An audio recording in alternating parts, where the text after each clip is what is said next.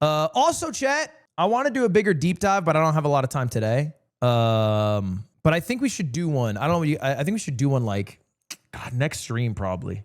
I'm gonna try to do a bigger deep dive on July 5th. I think on stop destroying games or stop killing games because I think it's gonna pass. I just watched the Charlie videos on it. I just heard about this. I did too, and I'm almost positive I experienced this the same way a lot of you guys did, which was didn't really know what this was. Saw a bunch of people who were incredibly mad at Pirate Software. Was like, why are people so mad at Pirate Software? Clicked it and then discovered the initiative. And then my outcome from it is, oh, this is a pretty good initiative. And the initiative has jumped from, I think, 500,000 signatures to 900,000 in just like a couple of weeks, if even. Can you give a TLDR about what it is? Yeah, basically it is, there's an ability to have the European Union discuss something if they're able to get 1 million residents of the European Union nations to sign something. And this specific initiative is to have publishers or developers, really, I guess, when they create games, force them to allow the game to keep existing after they're done with the game. So like if it's a live service game that requires a server to operate, allow the community or somebody to take over that live service game so it can continue to be played.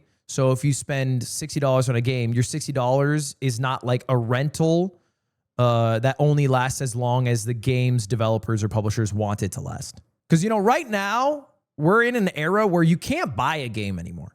Nobody's buying games. It's all becoming a little bit of a scam. We used to be able to just buy a game. You have the game, you play the game.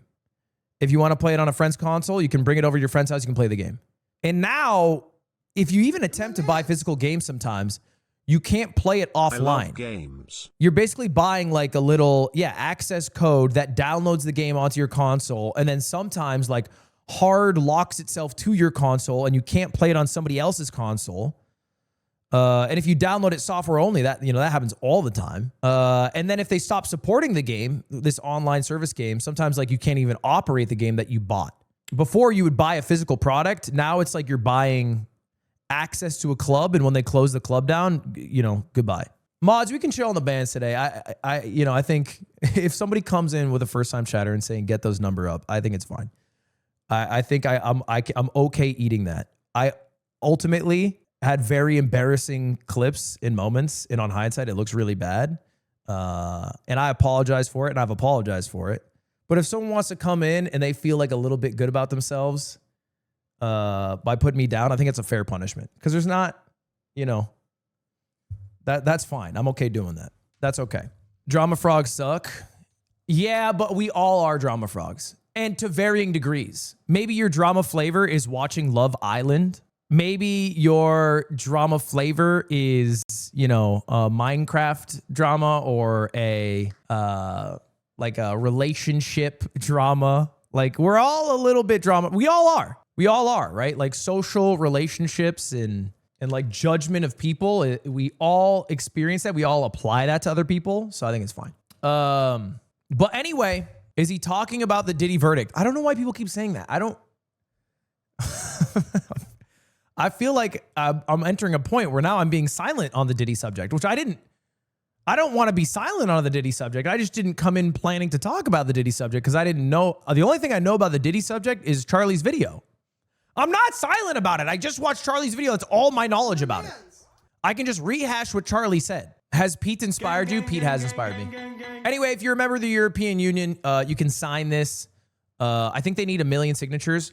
The really cool thing about Europe is they make actionable change based off of what the citizens of their union want, which I don't think happens in America. In America, they come up with a bill that nobody wants and somehow it still passes.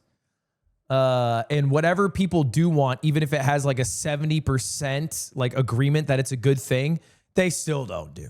So the EU is cool for that, and it's made tangible changes for people outside of the European Union. Like, for example, I have an iPhone. This is my phone. This is my case, by the way. I made this case. But I have an iPhone and it has a USB-C charger. And that's thanks to the European Union, because the European Union ruled that Apple's practice of forcing lightning cables onto their products was like unethical, because it made everybody buy their specific chargers as opposed to universal USB-C charger. And now we get USB-C chargers. Thank you to the EU. They also banned Red 40, but unfortunately, American companies did not. They did not decide to ban Red 40 from their products. They just make two products, one for Europeans, one for Americans. So we still get yummy Red 40. So, but maybe the Stop Destroying Games initiative will trickle down to America. Maybe publishers, presumably if the publisher had to make a game, have some sort of like life after they're done supporting it, that would help American users too, presumably. Just on the night, like the 4th of July. 'Cause baby, you're a firework. Go and don't watch your